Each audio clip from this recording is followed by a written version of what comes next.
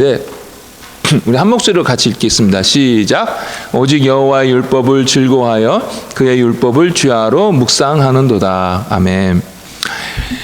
성공하는 사람들이 에게 있어서는 좀 공통적으로 갖고 있는 특징이 있다고 합니다.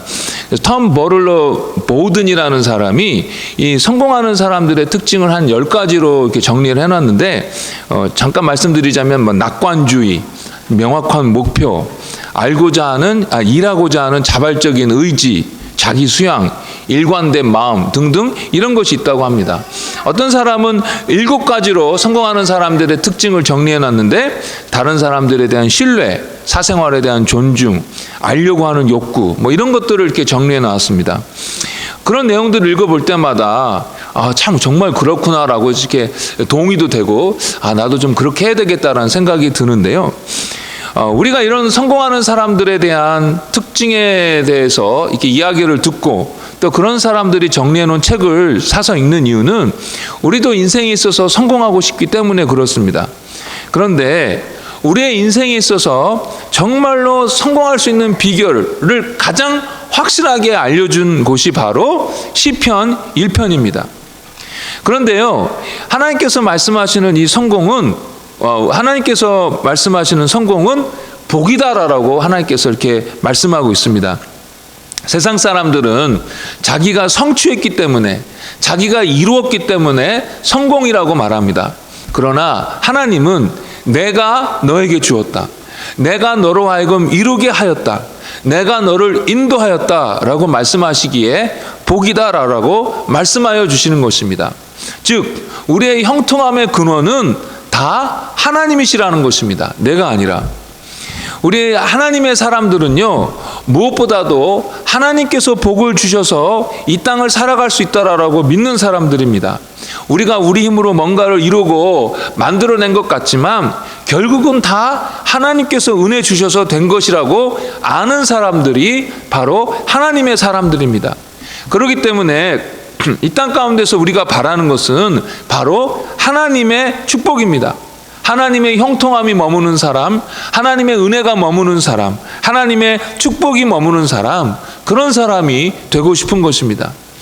그런데 성공하는 사람들의 특징이 있는 것처럼 하나님의 복이, 하나님이 주시는 형통함이 머무는 사람들의 특징이 있다고 오늘 본문에서 말씀하여 주고 있는데, 그것이 무엇이냐면 악인의 꾀를 좇지 않고 죄인의 길에 서지 않고 오만한 자의 자리에 앉지 않는 것이고, 또한 하나님의 율법을 즐거워하여서 그 율법을 주야로 묵상하는 것이다 라고 이렇게 설명하고 있습니다. 저는 엉뚱하게요, 왜 시편의 맨 처음인 1편에 복받는 인생에 대해서 하나님께서 말씀하셨을까라는 질문을 좀 하게 되었습니다. 왜 이곳에 하나님께서 복받는 인생이 되는 비결을 말씀하고 계실까? 제가 생각한 대답은, 하나님께서 우리가 바로 정말 그런 형통한 자, 그렇게 하나님의 복을 받는 자가 되기를 원하셨기 때문에 가장 시편의 맨 처음 1편에 놓았다라고 저는 생각을 하게 되었습니다. 내가 너에게 복을 주고 너를 향한 나의 원대한 꿈을 이루고 싶다. 그러려면 너도 좀 협조를 해야 한다. 그러니 이렇게 해라 라고 말씀하여 주시는 것입니다. 여러분, 우리 모두 다 한 번밖에 살지 못하는 그런 인생입니다. 그런데 그 한 번밖에 살지 못하는 그 인생으로 우리의 영원히 결정이 되는 것입니다. 그런데 그 인생 그냥 삐질삐질 대충 살다가 겨우 구원받는 인생으로 살 것이 아니라, 이왕이면 하나님께서 원하시는 그런 복을 받아 이 땅에서부터 하나님께 영광을 돌리며, 또한 동시에 하늘나라에 하나님께서 기뻐하시는 대로 상급을 많이 쌓아두는 그런 지혜로운 인생을 살기를 원한다라는 것입니다. 그렇다면 오늘 하나님께서 복을 받는 방법, 즉 세상적인 기준이 아니라 하나님의 눈으로 봤을 때 복된 인생을 사는 방법을 알려주시는데, 그 말씀에 귀를 기울이고 저 여러분들이 순종해야 되겠다라는 것입니다. 오늘 우리에게 말씀하여 주시는 것은 말씀을 가까이 하는 자가 성공한다라는 것입니다. 하나님의 율법을 즐거워하고 그 말씀을 주야로 묵상하는 자가 하나님의 복을 받는다라는 것입니다. 성경에서 하나님의 말씀을 묵상해서 성공한 대표적인 케이스의 사람이 바로 여호수아입니다. 여호수아는 모세가 죽고 난 이후에 그 불순종하고 목이 곧은 몇백만 명이나 되는 백성들을 이끌고 가나안 땅으로 들어가야 했었습니다. 전무후무한 위대한 하나님의 종 모세에 이어서 다음 리더가 되는 것도 또한 부담일 것입니다. 자기 힘으로는 도저히 불가능한 일이었습니다. 그런데 그렇게 불안해하고 염려하는 여호수아에게 하나님께서 나타나셔서 두려워하지 말고 놀라지 말라라고 안심시켜 주십니다. 내가 이 이스라엘에게 주기로 한 그 가나안 땅, 그 광활한 땅을 너희들에게 반드시 줄 거다라고 말씀하여 주십니다. 그러니 강하고 담대하라라고 하나님께서 이렇게 위로해 주시고 격려해 주십니다. 그런데 하나님께서 이렇게 함께 하시고 복을 주신다고 하시는데 그 가운데 하나님께서 여호수아에게 조건을 거시는 것이 딱 한 개 있었습니다. 그것이 무엇이냐면 너는 율법책이 네 입에서 떠나지 않게 해라. 주야로 그 말씀을 묵상하고 그대로 지켜라 라고 하시는 것입니다. 여러분 잘 아시겠지만 여호수아가 이스라엘을 이끌어가는 데 있어서 어려움도 있었고 답답함도 있었고 또 실수도 있었습니다. 그럼에도 불구하고 하나님께서 여호수아와 또 이스라엘 백성과 함께 하여 주셔서 그 가나안 땅에 정착할 수 있게 되었고 여호수아의 인생은 하나님의 눈으로 봤을 때 성공적인 인생이었습니다. 하나님께서 생각하시는 과업을 이뤄낸 사람이었습니다. 그런데 그런 일들에 대해서 하나님께서 거신 조건은 단 하나, 하나님의 말씀을 주야로 묵상하고 그 말씀대로 하라라는 것이었습니다. 우리의 인생의 성공 여부가 하나님의 말씀을 가까이 하는 것에 달렸다라는 것입니다. 그래서 오늘 오후에는 하나님의 말씀을 가까이 하는 자가 왜 하나님의 복을 누리게 되는지, 인간적인 언어를 사용하자면, 우리 보통의 언어를 사용하자면 왜 그런 사람이 성공하는지 그 이유에 대해서 잠깐 생각해 보기를 원합니다. 첫 번째로 하나님의 말씀을 가까이 할 때 우리의 믿음이 강건하여집니다. 그 D.L. 무디의 일화인데요. 이 무디 선생이 자기에게 큰 믿음을 달라고 간절히 기도했다고 합니다. 믿음을 달라고 기도하면 하나님께서 언젠가 자기의 믿음을 아주 크게 갑자기 확 번개처럼 그렇게 바꿔주실 것이라고 생각을 했었습니다. 그런데 아무리 그렇게 기도해도 믿음이 생기는 것 같지 않더래요. 그런데 이 무디 선생이 로마서 10장 17절의 말씀, 믿음은 들음에서 나며 그 들음은 그리스도의 말씀으로 말미암느니라 라는 이 말씀을 읽다가 자기가 잘못된 방법으로 믿음을 구했다라는 것을 알게 되었습니다. 그동안 무디는 성경을 덮고 믿음을 달라고 간구했었는데 이 말씀을 깨닫고 난 이후에는 성경을 펴서 읽고 그러면서 기도하였고 그 이후에 자기의 믿음이 점점 자랐다고 하는 것입니다. 물론 기도 없이도 믿음이 자라지 않습니다. 그러나 말씀 없이는 우리의 믿음의 이유가 분명하지 않기 때문에 우리의 믿음이 자라지 않습니다. 말씀으로 창조하신 그 하나님의 이야기를 읽으면서 이스라엘 백성을 이집트에서 구원하실 때 놀라운 기적을 일으키시는 그 이야기를 읽으면서 내가 처한 상황도 하나님께서 충분히 나를 구원해 줄 수 있겠구나라는 그런 믿음이 생기는 것입니다. 성경을 읽을 때에 하나님께서 이 세상 모든 것들을 다 다스리고 계신다라는 것을 발견하게 되면서 성경의 많은 예언이 예수님을 통해서 정말로 구체적으로 정확하게 성취되었다라는 것을 성경을 통해서 발견하게 되면서 나에게 닥친 이런 여러 가지 어려움들이 그냥 우연히 생긴 것이 아니라 하나님의 선하신 계획 가운데 허락하신 것이라는 믿음이 생기는 것입니다. 예수님 앞에 수많은 사람들이 나아가 고침을 받았고 예수님 한 번도 그냥 돌려보내신 적이 없으신 그 예수님을 바라보면서 우리도 어렵고 고난당할 때에 예수님께 더 나아가야지 하는 믿음이 생기는 것입니다. 수로보니게 여인이 자기의 딸을 고쳐달라고 했을 때 예수님은 이런 지하에 거절하십니다. 얼마나 차갑게 거절하시는지 성경을 읽는 우리도 당황스러울 정도입니다. 그러나 포기하지 아니하고 매달리는 그 여인에 대하여 큰 믿음이다라고 확증하여 주시고 그 딸을 고쳐주신 것을 보면서 하나님께서 침묵하시고 거절하신 것처럼 보일 때에 그때에더라도 더 포기하지 말고 더 매달려야겠다라는 믿음이 생기는 것입니다. 우리 예수님 결국은 모른 채 못하셔, 결국은 응답하는 분이셔 라는 그런 믿음이 생기는 것입니다. 우리의 믿음의 대상은 누구입니까? 하나님 아니십니까? 성경에서 묘사되고 성경에서 설명되고 있는 그 하나님입니다. 우리는 이슬람의 코란에서 묘사하고 있는 그 하나님을 믿는 것이 아닙니다.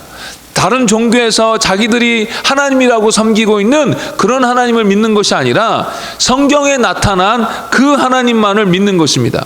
그러기에 성경을 빼놓고 그분이 자기 자신에 대해서 설명해 놓은 그 성경을 빼놓고 그분을 믿는다고 하는 것은 말이 안 되는 것입니다.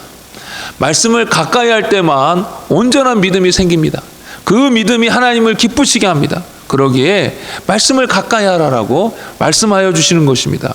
두 번째로 우리가 하나님의 말씀을 가까이 할 때에 하나님께서 기뻐하시는 것 또 하나님께서 싫어하시는 것에 대한 분별력이 생깁니다. 로마서 12장 2절에 이렇게 말씀하고 있습니다. 여러분은 이 시대의 풍조를 본받지 말고 마음을 새롭게 함으로 본받아 하나님의 선하시고 기뻐하시고 완전하신 뜻이 무엇인지를 분별하도록 하십시오. 예수님이 예루살렘에 입성할 때에요, 많은 사람들이 호산나 호산나 다윗의 자손이 하면서 예수님을 왕으로 막 모셔드리며 막 군중들이 환호했었습니다. 그런데 그랬던 군중들이요, 종교 지도자들의 선동 때문에 이제는 예수님을 십자가에 못 박으라라고 외치게 됩니다. 이 군중들은 그냥 이 사람이 이끄는 대로 흘려가다가 또 저 사람이 이끄는 대로 흘려가다가 아무 생각 없이 멍청하게 그렇게 끌려다녔던 것입니다. 그런데 이 시대는 어떻습니까? 예수님 당시 종교 지도자들처럼 이 시대에는 마귀가 TV, 영화, 잡지, 신문, 뉴스 등등을 통해서 저희들을 선동하고 있습니다. 하나님은 분명히 죄다, 그러면 반드시 죽는다 라고 아주 심각하게 경고하심에도 불구하고 이 세상은 아니야, 자연스러운 거야, 사랑하면 얼마든지 그럴 수 있어, 얼마나 애절하고 안타깝니, 얼마나 아름답니, 그럴 수밖에 없잖아, 잠깐 사는 인생인데 즐기며 살아야지, 그렇기 때문에 이런 거 해도 괜찮아라고 가르칩니다. 세상은요, 얼마나 성적으로 자유롭게 지내라고 하는지 모릅니다. 저는 미국 와서 TV 보면서 놀랬던 것이 이 시트콤에서 이 성적인 농담이 안 들어가는 것이 없더라는 것입니다. 한국은 뭐 아직까지 그러는 건 아닌 것 같은데 하나님께서는 심각하게 죄라고 하는데 TV에서는 그냥 아주 가벼운 농담거리, 그냥 있었던 일, 그런 일처럼 여기는 것입니다. 그렇게 우리를 가르치는 거예요. 에이, 우리는 그 정도는 아니지요 라고 할지 모르겠습니다. 물론 압니다. 그러나 우리가 어제도 말씀드렸지만 말씀으로부터 떨어지고 계속해서 세상의 가르침에 노출되어 있으면, 그리고 주위 사람들 모두가 그것이 당연하다고 하면 우리도 점점점 거기에 휩쓸려가게 된다는 것입니다. 우리의 분별력은 흐려지게 되어 있습니다. 여러분, 이 시대에 이 교회를 다니는 청년 중에, 우리는 지금 청년이 없는데, 이 순결에 대해서 성경에 말씀하시는 것만큼 심각하게 생각하고 받아들이는 사람이 얼마나 많이 있겠습니까? 교회는 다니지만 말씀보다, 성경적인 가르침보다 세상의 TV와 영화와 그 다음에 뭐 잡지와 뭐 친구들에게 더 많이 노출되어 있기 때문에 성경적인 가르침, 하나님의 기준은 그냥 남의 이야기처럼 들리는 것입니다. 주일날에 교회는 와 있어도. 그러니 실질적으로 그런 부분이 닥치게 되었을 때에 하나님의 말씀대로 따르기보다는 세상적인 가르침에 더 따라가고 그것이 더 좋게 느껴지는 것입니다. 분별하지 못합니다. 게다가 우리의 죄된 본성은 여전히 이런 세상의 가르침을 더 좋아합니다. 그런데 여러분, 젊은이들만 그러겠습니까? 이 땅에서 돈을 벌고 또 여가 생활을 하는 데 있어서도 어른들도 다 결국은 분별력을 잃고 세상의 가르침을 따라가기 쉽다라는 것입니다. 여러분 많이 배웠다고 사회적인 지위가 높다고 그런 분별력 있습니까? 그것도 아닙니다. 뉴스에 나오는 사람들 보십시오. 다 돈 많은 사람, 권력 있는 사람, 그런 사람들의 춤은 그런 추잡한 이야기가 많이 나오지 않습니까? 우리가 말씀을 가까이 할 때에만, 그 말씀이 생생히 오늘 하루 매 순간 내 심령 가운데 살아있을 때에만 내 삶의 구체적인 현장 속에서 하나님께서 원하시는 대로 분별할 수 있다는 것입니다. 내가 다 아는 것 같아도 오늘 아침에 다시 그 말씀으로, 그 말씀을 묵상함으로 그것을 통하여 그 말씀이 내 가운데 리마인드 되지 않으면 우리의 구체적인 선택의 순간에, 분별해야 되는 순간에 내 육체의 소욕을 따라, 세상의 기준에 따라 판단하고 선택하게 되는 것입니다. 그러기에 말씀을 가까이 해야 되는 것입니다. 세 번째로, 말씀을 묵상할 때에 하나님의 인도하심을 받을 수 있습니다. 이 말씀을 묵상한 대로 그냥 순종해 버리면 나머지는 다 하나님께서 알아서 하십니다. 요즘에 다들 그 GPS를 사용하지 않습니까? 그것이 얼마나 이제 흔한 것이 되었습니까? 셀폰에 다 있으니까. 처음에 그 GPS를 내비게이션을 봤을 때, 와, 어떻게 이런 것이 있을 수 있나 하면서 정말 신기했습니다. 정말 가라는 대로 가면 다 목적지에 도착하니까 정말 좋고 신기했습니다. 근데 지금도 좀 그런 일들이 있지만 초창기 때는 이 내비게이션이 실수가 좀 많았어요. 제가 옛날에 젊은 타운 살 때 게이럴스버그 근처에 있었는데 코스코가 어딘지 몰라가지고 코스코를 찾아갖고 눌렀어요. 하고 15분 도로를 15분, 그래서 내비게이션을 따라서 15분을 이렇게 운전해서 갔는데, 처음 있었던 곳 바로 옆에 있던 곳이에요. 근데 그것을 15분을 돌아서 이렇게 가게 만든 거예요. 그래서 좀 약오르더라고. 근데 지금도요, GPS의 그 지도가 업데이트되어 있지 않으면 이게 종종 틀립니다. 저희 집 근처에 있는 월마트 가는 길이 아직도 틀려요. 업데이트가 안 되어 있으니까. 아마 여러분들도 GPS 그 내비게이션 사용하시면서 한두 번은 다들 그런 경험이 있으실 것 같아요. 그러나 하나님께서 말씀해 주신 이 말씀의 내비게이션은 절대로 틀리지가 않습니다. 우리가 보기에는 돌아가는 것 같아도 그것이 가장 빠른 길이며 그것이 가장 저희들에게 적합한 길이다라는 것입니다. 시편 119편 105절의 말씀, 아주 유명한 말씀인데요. 주의 말씀은 내 발의 등이요 내 길의 빛이니이다. 우리의 인생이 캄캄하고 어두울 때에 하나님의 말씀은 빛이 되십니다. 나는 당장 지금 이것을 해야 할 것 같고, 나는 당장 지금 저 사람을 만나야 될 것 같은데, 그래서 아주 바쁜데 하나님께서는 그 바쁜 와중에 주의 말씀을 주야로 묵상하라 라고 하십니다. 왜요? 그 묵상한 말씀이, 그때 읽은 그 말씀이 내 인생의 길을 비춰주기 때문입니다. 이번 특별기도회 때도 제가 저녁에 한번 나눴는데, 달라스에서 담임 목사님이 안 계시는 동안 제가 전도사였지만 저 수준에서는 최선을 다해서 그 빈자리를 메꾸려고 노력을 했고, 열심히 성도들 모시고 하나님 은혜 주셔야 좋은 목사님 오십니다 하면서 열심히 기도도 열심히 했었습니다. 근데 담임 목사님이 오셔갖고 처음 설교하고 막 다들 교인들은 좋아라 하는 그날에 장로님들이 저를 부르셔갖고 다른 교회를 알아보라고 하시는 것입니다. 그러니까 교회를 나가달라는 것이죠. 그러니까 얼마나 그때 마음이 섭섭하고 자존심이 상했는지 모릅니다. 그런데 제가 그런 이야기를 들었음에도 불구하고 제가 그 교회에 머물러 했던 이유는 그게 다 하나님의 꼼수였던 것 같아요. 왜냐하면 자존심 상해서 당장 나가면 그만인데, 그럼에도 불구하고 제가 거기에 더 머물러 했던 이유는 목사 안수를 받아야 했기 때문에 그랬어요. 이제 나이도 있고 다른 교회로 가게 되면 또 다시 2년 3년을 섬겨야 증명이 되어야 목사 안수를 받는데, 그러게 되면 너무 늦으니까, 그래서 목사 안수 받을 때까지만 좀 기다려 주세요 그랬더니 장로님들이 그렇게 얘기하셨어요. 그러면서 이제 교회를 섬기게 되는데 거기에서 2년이나 더 있어야만 했었습니다. 근데 2년 동안 제가 얼마나 그 자존심이 상하며 힘들었겠습니까? 그러나 처음에 그렇게 마음이 상해가지고 하나님 앞에 나아가 기도하는데, 하나님께서 저에게 주신 말씀은 먼저 그의 나라와 그의 의를 구하라 였습니다. 지금 저 나가라고 하는데요, 장로님들이. 그런 와중에 하나님은 먼저 그의 나라와 그의 의를 구하라 했습니다. 지금 제가 처한 상황과는 아무 상관이 없는 것 같았습니다. 나 지금 열받고 속상하고 앞길에 대해서 막막하고 자존심 상해야 되는데, 자존심 상한데 이것에 대해서 구체적으로 이래라 저래라 말씀해 주신 것이 전혀 아니었습니다. 구체적인 해결 방법이 아니었어요. 너무 원론적인 말씀이었어요. 그런데 다행히 하나님의 은혜가 임하려면 그 말씀에 대해서 이렇게 순종하고자 하는 마음이 생겨요. 제가 그 말씀을 깨닫고 제가 순종하기로 결심했습니다. 내가 교회 안에서 자존심도 상하고 마음도 상하고 섭섭하지만 그럼에도 불구하고 제가 이를 악물고 기어이 먼저 그의 나라와 그의 의를 구하겠습니다 라고 그렇게 결심했어요. 그리고 구체적인 순종은 뭐였냐면 청년부를 열심히 섬기는 거였습니다. 그래서 청년부 데리고 새벽 기도도 막 하고, 특별 새벽 기도 여러분 데리고 하는 것처럼 하고, 기도원 데려가서 기도도 하고, 하여튼 여러 가지로 청년부를 열심히 섬겼습니다.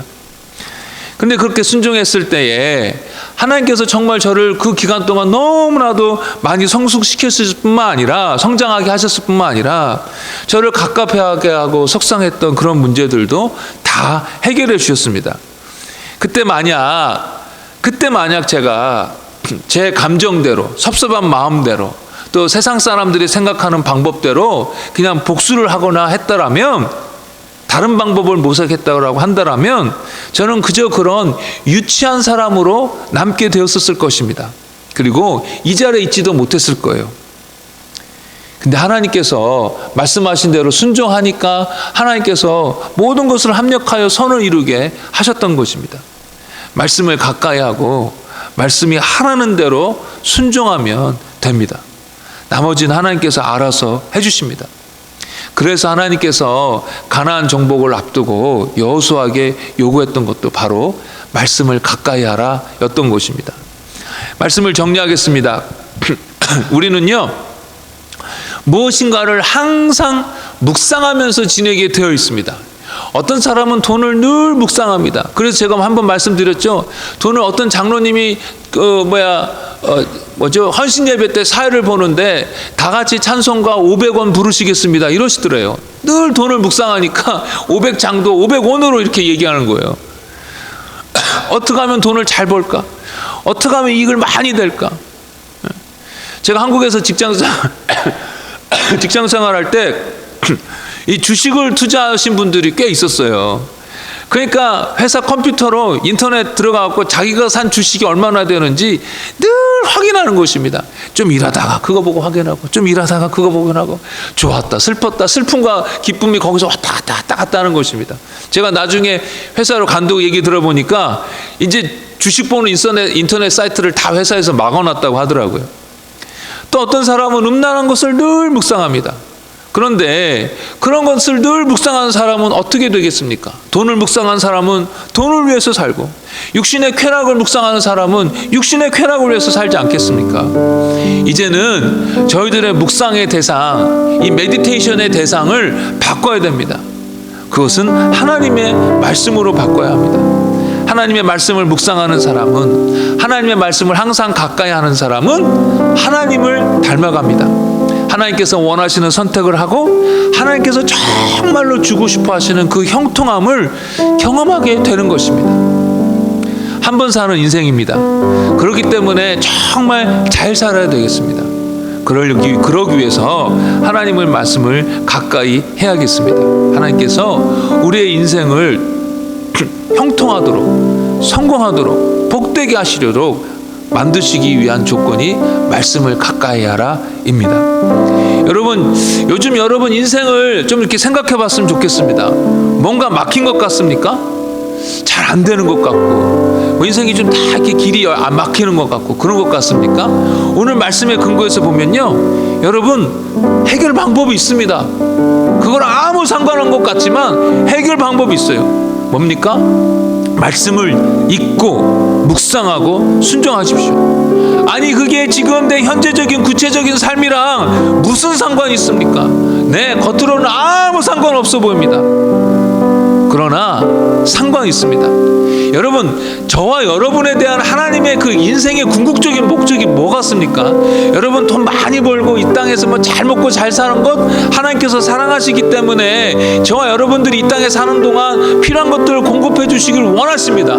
그러나 그거보다 더 근본적인 목적이 있는데, 그것이 뭐냐면 저와 여러분이 우리 아버지 되신 하나님을, 예수님을 닮아가는 것입니다. 예수님을 닮은 사람, 겸손한 사람, 사랑을 실천하는 사람, 의로운 사람, 사명을 감당하는 사람, 말씀으로 충만하여 모든 선택에 있어서 지혜로운 선택을 할 수 아는 사람, 그런 사람이 되길 원하십니다. 우리가 날마다 말씀을 가까이하여 말씀에 순종할 때에, 그런 사람으로 변화되고 성장해 갈 때에 우리의 삶의 구체적인 문제는 하나님께서 해결해 주신다라는 것입니다. 조금 전에도 나눴지만 하나님은 온 우주를 만드시고 지금도 온 세상을 다스리고 계시는 분이십니다. 제가 며칠 전에 특별 기도 때도 말씀드렸지만, 아무리 절박이 아니라 바닥을 치는 그런 절망적인 상황이라 할지라도 하나님 한 번 딱 하면은 순식간에 그 인생이 뒤바뀌어질 수 있는 것입니다. 하나님이 하려면 얼마든지 다 할 수 있습니다. 왜 안 됩니까? 우리가 그것을 감당할 만한 준비가 안 되기 때문에. 돈 더 주면 그 돈 때문에 하나님과 더 멀어지니까. 이 세상에서 성공하면 그것 때문에 하나님과 더 멀어지니까. 우리가 말씀을 가까이 할 때, 그래서 주님을 닮아갈 때 동시에 우리의 삶에 여러 가지 막힌 문도 열리게 될 줄 믿습니다. 여러분, 이 약속의 말씀을 붙드십시오. 여러분, 구체적으로 뭐가 막혀 있는 것 같습니까? 부부관계도 막힌 것 같고, 비즈니스도 좀 막힌 것 같고, 사회생활도 막힌 것 같고, 자녀의 관계도 뭐 막힌 것 같고, 뭐가 막힌 것 같습니까? 오늘 말씀 여러분에게 주시는 음성으로 들으십시오. 형통한 자가 되기를 원합니까? 말씀을 가까이 하십시오. 아무 상관없다고 생각하지 마십시오. 겉으로는 아무 상관없습니다. 그러나 말씀을 가까이 할 때, 내가 주님을 닮아갈 때 여러분의 막힌 문들도 우리 하나님께서 열어주실 줄 믿습니다. 왜냐하면 복은 하나님으로부터 오는 것입니다. 매일 말씀을 가까이 하십시오. 주일 설교 열심히 잘 들으십시오. 40일 기도회 때 여러분, 짧은 기도 시간이죠, 짧은 말씀이지만 잘 들으십시오. 이렇게 저렇게 해서 말씀을 계속 들으십시오. 말씀을 계속 묵상하십시오. 그리고 거기에서만 멈추는 것이 아니라 순종하십시오. 하나님께서 그 가운데 놀라운 복을 주시리라 믿습니다. 우리 함께 기도하는데요,